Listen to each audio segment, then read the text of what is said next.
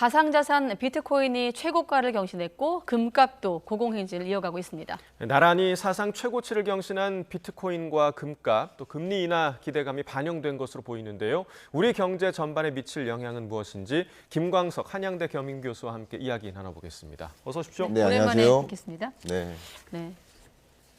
다 울상인데 비트코인, 금, 그리고 이따가 얘기할 반도체는 좀 웃는 것 같아서 오늘 교수님과 함께 하나씩 풀어보겠습니다. 네. 자, 비트코인 거래가가 사상 최고치를 경신했는데 어느 정도인가요? 네, 말 그대로 뭐 한국 돈으로 말씀드리는 게 제일 편하시겠죠. 9,600만 원을 돌파했습니다. 제가 지난주에도 YTN에 나와서 네. 8천만 원을 초과할 때 나와서 이런 몇 가지 요인 때문에 비트코인은 상승할 가능성이 높다. 1억 원을 향해서 갈 가능성이 더 높다라고 말씀을 드렸었어요. 근데 지금은 또 일주일 정도 만에 또 9천만 원대, 9,600만 원대를 또 초과했으니까 어쩌면 코인을 들고 계신 분은 굉장히 강하게 웃을 수 있지만 상대적으로 비트코인에 관심이 없었던 많은 분들은 상대적 박탈감을 또 느낄 수도 있기 때문에 비트코인 가격이 왜 이렇게 움직이는지를 여러분 잘 아시고 네. 준비를 하실 필요가 있지 않을까. 투자는 여러분 스스로 하는 거지만 예. 왜 이런 비트코인 가격이 움직이는 것인지 네. 그런 메커니즘을 이해하실 필요는 있지 않을까 생각합니다. 네, 그러니까 그 부분에 대한 설명이 조금 더 필요할 것 같은데 이런 비트코인의 상승세의 배경이 네. 뭐 현물 상장지수 펀드 ETF라는 이야기가 지금 나오고 있는데 네. 이런 급격한 상승세 어떠한 요인들이 좀 작용을 하고 있는 겁니까? 네, 제가 정확히 일주일 전에 나와서 한 4가지 요인으로 좀 축약할 수 있겠다라고 말씀드렸고 그 4가지 요인 중에 하나가 바로 ETF 상장입니다. 예. 자, ETF 상장만 놓고도 2가지 의미를 좀 우리는 생각해 볼 수 있겠는데 종전에는 이 코인을 그냥 폄하했었어요. 이게 무슨 투자 대상이냐. 아무 가치가 없기도 하다. 그런데 미국에서 이 자본주의의 핵심인 미국에서 상장이 됐다라는 얘기는 이제 폄하되던 자산이 아니라 그냥 인정받는 자산이다. 예. 그러니까 심리적으로 이제 그냥 운동복 입고 있던 한 친구가 갑자기 정장을 풀로 갖춰 입었다. 이런 느낌이 되는 거예요. 턱시도를 입은 코인이다. 예. 그만큼 이 코인에 대한 인정이 좀 주목되는 시장이다. 이렇게 볼 수 있고 한 가지는 두 번째, 왜 이 가격이 상승하느냐. 우리가 비트코인 투자할 때 투자할 수 있는 방법이 2가지가 된 겁니다. 과거에는 비트코인에 투자를 한다. 비트코인을 거래소에서 거래를 해야만 합니다. 예. 이제 거래소를 통하지 않고도 비트코인을 살 수 있어요. 예를 들면 콩을 살 수도 있습니다. 콩에 투자할 수 있어요. 예. 옥수수에 투자를 할 수 있어요. 원유를 투자할 수 있습니다. 그러니까 원유를 투자할 때 원유를 사는 게 아니죠. 원유 선물 ETF를 투자할 수 있는 거죠.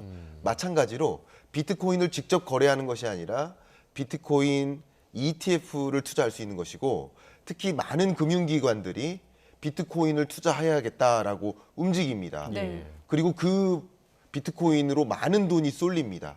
지금 쏠린 돈이 2조가 훨씬 넘습니다. 굉장히 많은 돈이 지금 쏠리고 있는데 그러면 이게 기계적으로 어떻게 되냐면 이 거래소에서 금융기관이 ETF를 상장해서 ETF로 돈이 유입되는 만큼 이게 현물 ETF 방식이기 때문에 그만큼 비트코인을 매수해야 됩니다.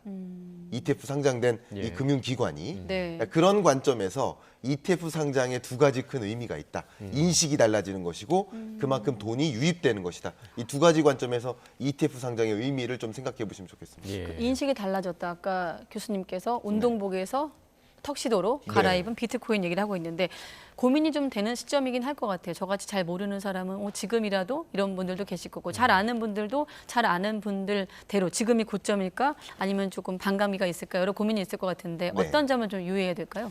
네, 이 코인이라는 것은 그 가장 우리가 생각할 수 있는 투자 대상으로서 변동성이 가장 높은 투자 시장입니다. 변동성이 높다는 얘기는 그만큼 위험성이 높은 예. 투자 대상이라고 볼 수 있겠습니다. 그래서 여러분이 투자 의사 결정에 좀 신중함을 기할 필요가 있겠다라고 보는 것이죠. 제가 지금부터 좀 분석을 해드리겠지만 상승할 가능성, 여러 가지 요인들이 맞물려서 상승할 가능성이 높다라고 제가 말씀드릴 것이죠. 그렇지만 상승할 가능성이 높지만 동시에 급락할 가능성도 존재한다 이렇게 볼 수 있겠고요. 특히 예를 들면 이런 논리예요. 투자자들이 예를 들어서 2년 전부터 비트코인에 투자를 했다고 보겠습니다. 그런데 벌써 9,600만 원이나 됐네. 나 이쯤에서 수익 실현해야 돼 하는 움직임이 대거 일어난다면 또 가격이 급락할 수도 예. 있겠죠. 예. 그래서 언제든지 이것은 가격이 급락할 수도 있다라는 그 전제를 가지고 의사결정을 하시는 것이 맞겠다. 지금 의견드립니다. 저희가 가격 추이를 2011년도부터 2020년까지 보여드렸는데 네. 이렇게 반감기를 기점으로 한번 준비해봤거든요. 네. 1차, 2차, 3차 반감기를 한번 설명해 주시죠. 네. 어떤 의미인지. 앞서 가볍게 말씀드린 것처럼 지금 비트코인 가격이 우상향하는 이유를 종합해보면 곧 4개 정도가 되는데요. 네. 하나가 ETF라고 말씀드렸고요. 두 번째가 반감기입니다. 이 1차, 2차 반감기. 반감기는 4년에 한 번씩 돌아옵니다. 그리고 2024년 4월에 곧 얼마 안 남았죠? 네. 반감기가 4차 반감기가 또 찾아옵니다. 이 반감기의 개념은 이런 겁니다. 이 비트코인을 채굴 하잖아요. 채굴하는 공장들이 있습니다. 중국에도 많이 있죠. 그 채굴하는 공장에서 전기 에너지를 엄청나게 소모한다는 말씀 많이 들으셨을 네, 겁니다. 네. 그러니까 전기 에너지를 일만큼 소요해서 하나의 코인을 채굴한다라고 했을 때 이제는 2배로 전기를 투입해야 하나의 코인을 채굴한다. 네. 같은 용량만큼의 노동을 투입했을 때 하나의 산물을 가져온다라고 했을 때 이제 노동을 같은 정도의 노동을 투입해도 반 정도의 산물을 가져온다. 생산성인 거예요. 예. 그러니까 반감기가 도래하면 생산성이 떨어진다. 이 얘기는 곧 이 코인의 공급량을 제약한다는. 근데 모든 가격은 뭐에 의해 움직여요? 수요와 공급에 의해 움직여요. 예. 근데 앞에 말씀드렸던 ETF는 뭐예요? 수요를 자극한 겁니다. 근데 지금 반감기는 뭐예요? 공급을 제약한 거예요. 이 두 가지 요인이 맞물리니까 강한 상승세를 만드는 것이다. 이렇게 여러분 이해하시면 도움이 되겠습니다. 그렇군요. 두 네. 가지 요인이 이렇습니다. 네, 그러니까 투자를 한 분들, 투자를 하실 분들 모두 이런 메커니즘을 좀 잘 이해를 그렇습니다. 하시고 투자를 하실 필요가 있을 것 같고 어찌됐든 지금 비트코인 가격이 지금 무섭게 치솟은 상황이긴 합니다. 네. 디지털 금이라고도 평가를 받고 있는데 그런데 진짜 금도 네. 지금 굉장히 많이 올랐더라고요. 그렇습니다. 네. 이 부분을 좀 설명드릴게요. 이게 세 번째 요인이라고 좀 분류를 하면 좋겠습니다. 일단 통상적으로 이 금리는 모든 자산의 중력처럼 작용해요. 네. 여러분들께서도 재테크나 자산 관리를 하시는데 이 부분은 굉장히 중요하게 고려할 요소입니다. 왜 그러냐면 금리를 급격히 끌어내려요. 2020년, 21년에 그랬죠. 금리를 끌어내려서 경기를 부양시켜요. 예. 그러면 돈이 어디로 이동합니까? 돈이 은행에 남아 있을까요? 시장으로 이동할까요? 시장으로 이동합니다. 예. 그렇죠? 마찬가지로 금리를 끌어올릴 때는 반대로 시장에 있던 돈이 은행으로 들어가요. 네. 그래서 예를 들면 2023년 작년에도 경기가 그렇게 안 좋았다고 하는데 은행들은 이자 잔치했다 이런 표현 많이 들으셨잖아요. 네. 바로 그런 현상이 나타납니다. 마찬가지로 이제 금리를 확실히 인하하는 흐름으로 간다라고 한다면 그 돈이 은행에 머물 필요는 없어요. 다른 자산 시장으로 옮겨갈 가능성이 있어요. 예. 그래서 주가도 오르고 미국 같은 경우 집값도 이미 오르고 있고 상업용 부동산은 예외지만 그리고 그 밖에 금 가격도 오르고 예. 코인 가격도 오르고 예. 그러니까 앞으로 금리를 떨어뜨릴 거야 인하할 거야 라고 확고하게 믿음을 갖기 시작하니까 네. 다른 자산 시장으로의 돈의 이동이 있는 것이다 이렇게 볼 수 있겠고요. 네. 또 한 가지는 금리 외에 또 한 가지는 미국 경제에 좀 불확실한 요소가 있죠. 바로 부채 급증이에요. 예. 이 부채 급증과 함께 계속 연거푸서 야기됐던 문제가 부채 한도 협상을 놓고 타결이 안 이루어진다. 셔다운될 수 있겠다. 예. 이런 우려감. 이 우려감은 뭐예요? 공포감이죠. 그리고 미국 경제가 계속 이런 이런 부채 한도 협상을 놓고 타결이 안 나는 이런 모습이 반복되고 있죠. 구조적으로 문제가 있다라고 파악하기 시작해요. 한 가지 미국 내 그리고 세계적으로 보면 여기저기 전쟁이 끊이지 않고 있죠. 예. 이게 뭡니까 한마디로 공포감이에요. 불확실성이에요. 이 불확실성이 고조될 때 돈을 어디로 갖고 있고 싶어요?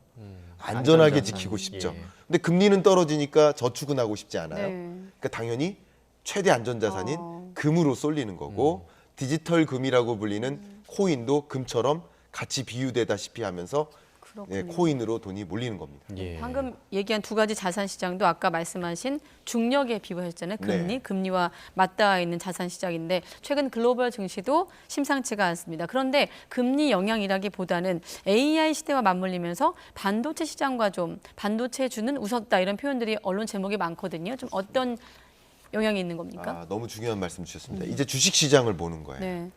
이 주식 시장을 놓고 봤을 때 어쨌든 주가는 지금 코인 가격을 논했잖아요. 네. 코인 가격을 결정짓는 수요와 공급을 본 것이고 수요와 공급에 어떤 요인들이 자극을 줄까? 수요를 자극시킬까? 공급을 자극시킬까? 네. 이렇게 본 겁니다. 마찬가지로 주식 가격을 결정짓는 이 수요와 공급에 영향을 미치는 여러 변수들을 나열할 때 한 가지가 금리일 것이고 또 한 가지가 실적입니다. 근데 실적 발표들이 나오는데 그리고 앞으로의 실적에 대한 기대감이 계속 집중되는 영역이 뭐예요? AI 반도체인 거예요. 예. 세계적으로 모든 빅테크 기업들이 하나같이 AI를 가지고 경쟁하고 있어요. 네. 내가 더 나은 AI 서비스를 제공할래 하면서 경쟁하고 있어요. 예를 들어 메타라든가 구글이라든가 아니면 뭐 각종 뭐 아마존이라든가 여러 빅테크 기업들이 AI 서비스를 더 잘 전달하려고 지금 경쟁하고 있습니다. 그럼 AI 서비스를 더 잘 전달하려면 뭐가 필요해요? AI 반도체가 필요해요. 예. 그러니까 AI 반도체 수요가 급증하는 겁니다. 네. 가격이 또 급격히 오르고요. 그럼 AI 반도체를 공급하는 엔비디아 같은 기업, AMD 같은 기업은 굉장히 강하게 웃을 수밖에 없는 거죠. 예. 이게 바로 실적에 대한 기대. 그러니까 AI 서비스를 공급하는 빅테크 기업, 그리고 AI 반도체를 공급하는 이 반도체 기업들이 굉장히 강한 실적 장세가 나타나는 것이 바로 이 주식시장에 반영된 것이다. 이렇게 볼 수 있겠습니다. 예, 방금 언급해 주신 이제 엔비디아는 지금 연일 승승장구하고 네. 있는 그런 분위기인데 네. 또 애플은 주가가 많이 하락하는 모습을 보이더라고요. 네, 이 부분 너무 중요합니다. 예. 좀 어렵기 때문에 제가 좀 비유를 한번 들어드릴게요. 네. 자, 둘 다 AI 기업인데 예. 왜 애플은 죽고 엔비디아는 커질까? 네. 자, 이 부분 설명드려보겠습니다. 지금 우리는 스마트폰을 쓰잖아요.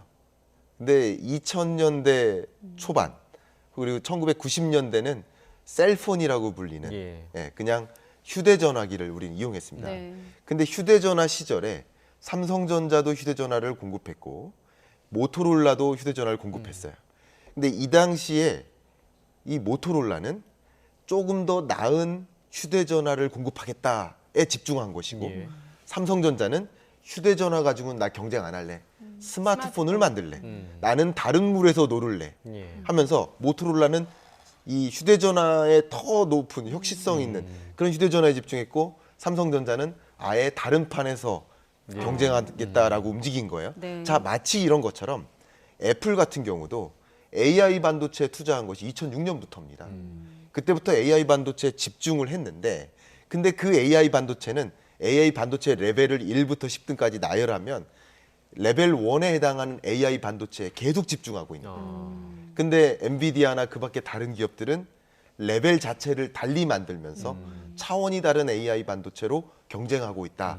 이렇게 제가 의견을 좀 드리고요. 예. 그렇군요. 또 비슷한 사례들이 많이 있는데 같은 반도체 기업인데 대표적으로 엔비디아도 있고 iNVIDIA라고 불리는 AMD도 있는데 네. 인텔 같은 경우는 오히려 주가에 좋은 반응이 없어요. 역시 마찬가지로 네. 반도체 영역에서의 전체 수요가 아니라 AI 반도체에서 수요가 집중되기 때문에 네. AI 반도체를 잘하는 엔비디아나 AMD가 주가가 좋게 반영되고 인텔 같은 경우는 AI 반도체가 아닌 나머지 반도체에서 잘하고 있기 때문에 주가에 긍정적인 기여를 못 받고 있다. 이렇게 해석할 수 있겠습니다. 예. 방금 말씀하신 그 엔비디아에 우리 기업도 수출을 하고 있는 걸로 알고 있는데 네. 언론 기사가 좀 엇갈리는 부분이 이런 반도체주가 화랑이고 웃고 있지만 또 국내 증시가 이 영향을 받는다는 기사도 있고 네. 그렇지 않다고 보는 기사도 있던데 어떻습니까? 저는 뭐 두 기사 다 맞다고 생각을 합니다. 그러나 어느 부분을 우리가 어떻게 관찰하느냐에 따라 달려 있는데요. 네. 말씀을 드려보겠습니다. 앞에 AI 서비스를 공급하려면 AI 반도체가 필요하다고 말씀드렸고, 그럼 AI 반도체가 가동되려면 당연히 메모리 반도체 HBM이라는 고대역폭 메모리 반도체가 요구됩니다. 네. 근데 이게 바로 AI 서비스를 공급하기 위한 밸류 체인인 거예요. 자, 이 중에서 우리나라는 HBM 시장만큼은 세계에서 약 95% 이상을 차지하고 있습니다. 네. 특히 이 엔비디아의 HBM을 공급하는 국내 기업이 바로 SK 하이닉스니까 굉장히 뭐 주가면에서 긍정적으로 기여를 많이 받고 있죠.